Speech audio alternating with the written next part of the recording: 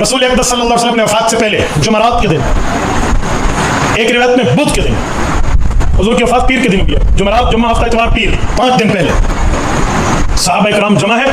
اللہ کے رسول فرماتے ہیں لاؤ کاغذ قلم، لاؤ قلم دوات، جو اس زمانے کا تھا، میں تمہیں ایسی تحریر لکھ دوں تم کبھی گمراہ نہیں ہوں گے. جو نئے ہیں وہ دوڑے ہیں قلم دوات کی طرف.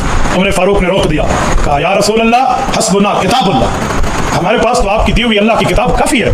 میں کہتا ہوں جی ہاں، رسول اللہ نے قلم دوات مانگا تھا، عمر فاروق نے فرمایا تھا ہمارے لیے اللہ کی کتاب کافی ہے. اللہ تعالیٰ نے قرآن پاک میں جا بجا اس کا تذکرہ فرمایا ہے کہ یہ بندو میری عبادت کرو، میری بات مانو، میری اطاعت کرو اور میرے پیغمبر کی بات مانو. وہ شخص مسلمان نہیں جو سنت کو نہ مانے، حدیث کو نہ مانے، جو صرف یہ کہتے ہیں کہ قرآن ہمارے لیے کافی ہے، ہمیں حدیث کی ضرورت نہیں ہے.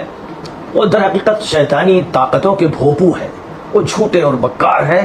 در حقیقت وہ اسلامی زندگی اختیار کرنے کے لیے تیار نہیں ہے. قرآن پاک میں مجمل احکام بیان کیے گئے ہیں، یہاں تک کہ محض قرآن پاک کی آیات کی بنیاد پر کوئی ایک نماز بھی نہیں پڑھ سکتا.